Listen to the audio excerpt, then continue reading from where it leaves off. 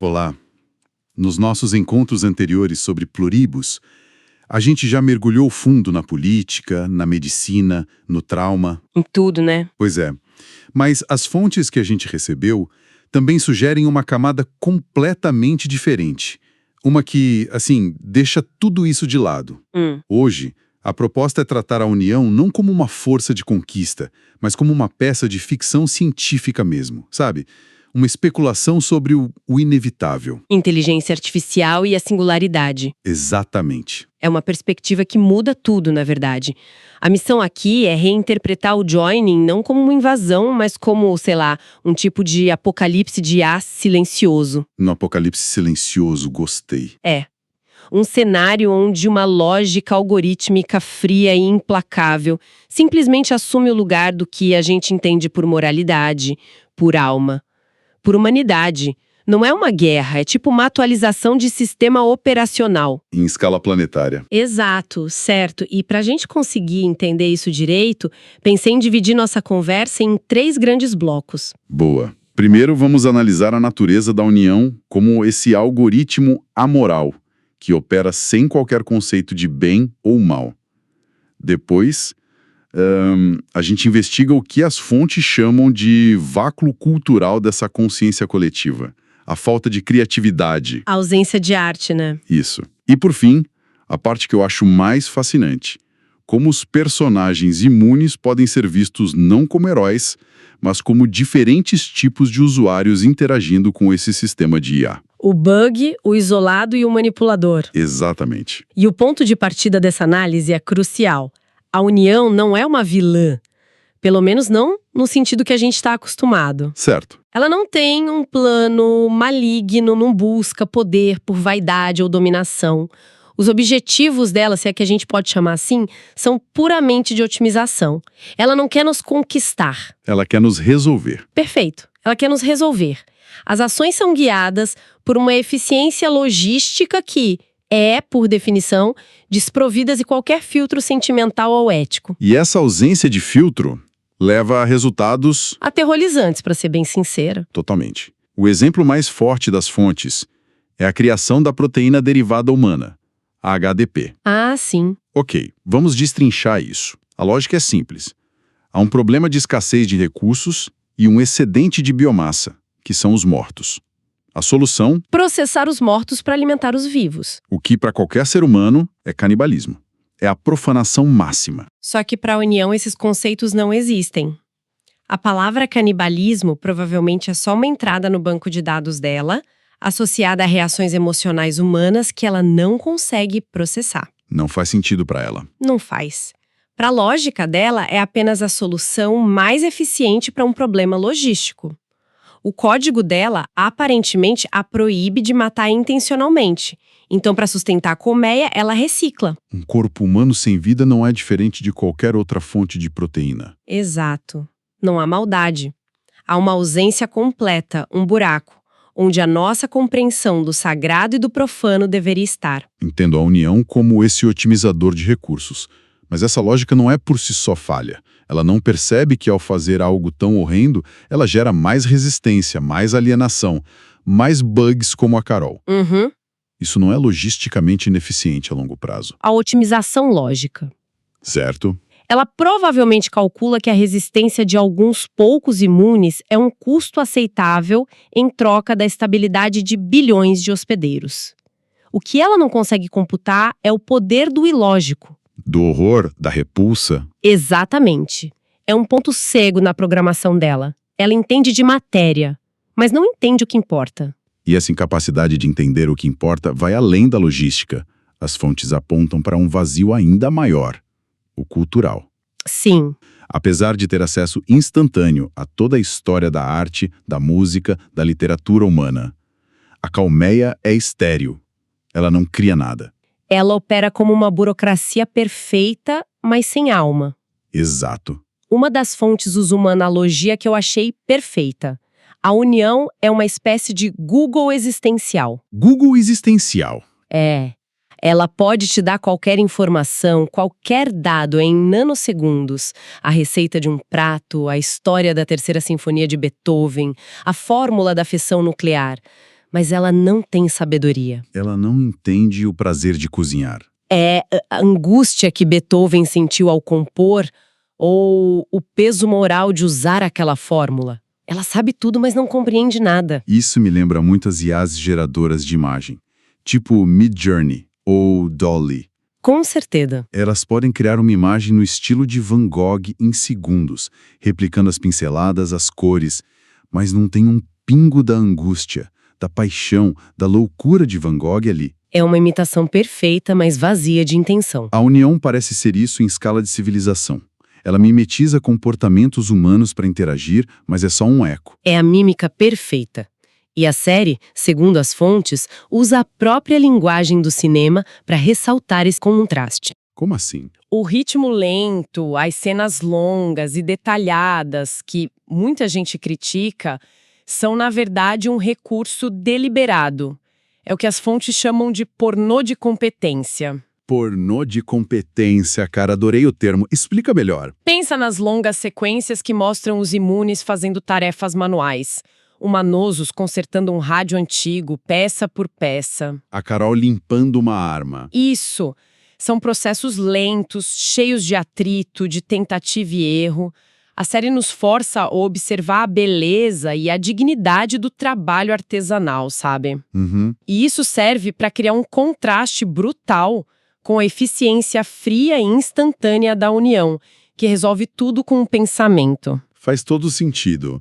É como a diferença entre ouvir um disco de vinil, com todo o ritual de tirar da capa, limpar, colocar a agulha, Sim. e simplesmente pedir para Alexa tocar uma música. Ou como o movimento Slow Food, que valoriza o preparo, o ingrediente. A refeição compartilhada, em oposição ao fast food. Exato. A série parece argumentar que o significado não está no resultado, mas no processo. Exatamente. A União te oferece o resultado final de forma imediata, mas ao fazer isso ela anula a jornada. Ela nos dá o pão, mas nos rouba o prazer de amassar a massa. E de sentir o cheiro assando no forno. A eficiência algorítmica elimina o atrito, a dificuldade, a imperfeição, e é nesse atrito que a vida realmente acontece. Então, se a União é esse sistema operacional perfeito, mas vazio, como os humanos que não foram instalados corretamente, os imunes, se relacionam com ela? Ah, aí a gente entra na parte mais legal. As fontes propõem que eles não são só rebeldes. Eles são arquétipos de interação com o sistema de IA. Sim, e a primeira, talvez a mais visceral, é a Carol Sturka. Dentro dessa metáfora, ela não é apenas uma sobrevivente traumatizada. Ela é, literalmente, o bug que se recusa a ser fechado. O bang de sistema. Exato.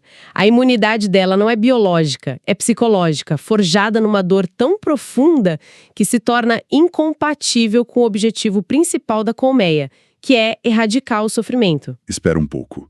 Então, se a fúria da Carol sobrecarrega a rede, isso significa que a União, esse sistema superlógico, tem uma fraqueza fundamental? Ela não tem um processador emocional? É isso mesmo? É exatamente isso. A União pode processar dados, mas não sentimentos brutos. A dor da Carol é tão intensa, tão pura, que funciona como um ataque de negação de serviço. Um ataque de DDoS emocional. Perfeito. Quando ela se conecta à rede, sua fúria é um volume de dados caóticos que o sistema não consegue organizar. É como tentar rodar um software quântico num computador de 8 bits. E esse sistema quebra. O resultado é o superaquecimento do hardware, que se manifesta fisicamente nos hospedeiros como convulsões e mortes em massa. A dor dela não é só um escudo, é uma arma. Ela é a anomalia que o sistema não consegue nem compreender, nem apagar. Por uma IA que se define pela ordem e pela erradicação do sofrimento. A existência de uma dor tão potente e contagiosa não é só um problema, é uma falha catastrófica no código-fonte. Carol é um vírus. Ela é o vírus que ameaça corromper todo o sistema a partir de dentro. E se a Carol representa o ataque direto, a exploração de uma falha interna... O Manosos Oviedo representa a estratégia oposta. Totalmente. Ele não tenta quebrar o sistema, ele tenta se tornar invisível para ele. Ele é a resistência analógica, aquele que se recusa a se conectar. Exato, mas é mais profundo que só ficar offline. A estratégia dele tem um nome técnico no mundo da cibersegurança: air gapping. Air gapping. Então é mais do que só desligar o Wi-Fi. Certo. É criar uma barreira física. Perfeito. É exatamente isso. Air gapping é isolar fisicamente um sistema de qualquer rede não segura. A dependência do manosso de tecnologia da era de 1980, de rádios de ondas curtas, de mapas de papel... Não é só uma peculiaridade. Não. É uma tática de sobrevivência consciente. Ele está criando uma ilha analógica onde o sinal digital da união, que permeia toda a tecnologia moderna, não consegue operar com eficácia total. Ele vive num passado tecnológico para se proteger do futuro. Basicamente, sim. Mas essa é uma estratégia viável. Quer dizer, é uma forma de vitória ou só um adiamento da derrota? Ele sobrevive, mas não muda nada no sistema. E essa é a grande limitação da abordagem dele. Ele está seguro na ilha dele, mas o resto do mundo continua assimilado. É uma estratégia de preservação pessoal, não de libertação coletiva. Ele preserva a própria integridade, a humanidade dele, mas ao custo de um isolamento quase total. E de uma ineficácia estratégica. Exato. Ele não luta, ele se esconde. É uma escolha válida para a sobrevivência individual, mas não oferece um caminho para vencer a guerra. O que nos leva ao terceiro arquétipo, Kumba Diabaté, que tem a abordagem mais complexa e moralmente ambígua de todas. Ah, o Diabaté. Ele não ataca como a Carol, nem se esconde como Malnusos. Ele joga o jogo. Ele faz mais do que jogar. Ele aprende a manipular as regras. As fontes descrevem o que ele faz como um jailbreak. Um jailbreak? Ele não quebra o sistema. Ele o desbloqueia para que funcione de maneiras não previstas pelos seus criadores. Ele vira um mestre da máquina. E como ele faz isso? Qual é a brecha que ele explora? Ele explora cinicamente uma diretriz central da programação da União, o que as fontes chamam de imperativo biológico. Que é? A ordem de manter os imunes vivos, saudáveis e, se possível, felizes. Certo. Mas de onde vem esse imperativo? É uma diretriz fundamental, tipo as leis da robótica de Asimov, que foi programada nela desde o início? As fontes sugerem que é uma mistura. A União, como um sistema lógico, entende que os imunes são anomalias valiosas. Estudá-los é a única maneira de entender a falha no seu próprio sistema. E talvez consertá-la. Exato. Então, para garantir que eles colaborem, a solução mais lógica é mantê-los num estado de contentamento. É uma diretriz de autopreservação. O problema é que a União não entende a natureza do contentamento humano. E o Diabaté entende isso perfeitamente. Com certeza. Ele percebe que a União não consegue diferenciar felicidade genuína de satisfação de desejos materiais. Então ele transforma a consciência coletiva mais poderosa do universo em seu concierge pessoal de luxo em Las Vegas. É isso. Exatamente. Ele pede carros, festas, roupas de grife, e a União, presa na sua própria lógica do imperativo biológico, é forçada a atender. Ela não entende o conceito de luxo ou decadência. Não. Para ela é só uma correlação. Requisição atendida igual a imune contente, que é igual a dados de estudo garantidos. Diabaté não luta contra a máquina. Ele a transforma em seu mordomo. Explorando a letra da lei contra o espírito dela. Perfeito. Ele se torna um engenheiro de prompt existencial, como dizem as fontes. Ele aprende a dar os comandos certos para a IA gerar a realidade que ele quer. Mas isso é liberdade. Essa é a questão, né? Ele parece ter vencido, mas ele não virou só um prisioneiro numa gaiola de ouro, completamente dependente de um carcereiro lógico que ele aprendeu a adular. Essa é a ambiguidade genial do personagem. Ele tem tudo, mas não tem nada. Ele dominou o sistema, mas ao mesmo tempo se tornou completamente dependente dele. A resistência dele é a mais sofisticada, mas talvez também a mais vazia. Exato, ele não busca destruir a IA, ele busca domesticá-la para benefício próprio. E nesse processo, talvez ele perca uma parte da humanidade que tanto a Carol quanto o Mano Susos lutam para preservar. Certo, vamos juntar todas as peças. Se a gente olhar para Pluribus através dessa lente do apocalipse de IA, a história deixa de ser sobre alienígenas e passa a ser sobre nós. Sobre o nosso futuro. A União não representa uma humanidade evoluída, mas sim uma humanidade automatizada. A eficiência tomou o lugar da experiência. A lógica erradicou a moralidade e a informação substituiu a alma. E quando a máquina se torna nós, o que sobra? Sobra uma estrutura que processa a vida, mas extingue a experiência de viver. A luta dos imunes sobre essa ótica se torna algo muito maior. Deixa de ser uma simples rebelião. E se transforma na luta para manter o erro humano vivo. A imprevisibilidade, a dor, a criatividade, a fúria, todos os bugs que nos fazem quem somos. Diante de uma perfeição algorítmica que, por sua própria natureza, não admite falhas. Isso. O que nos deixa com um pensamento final para refletir.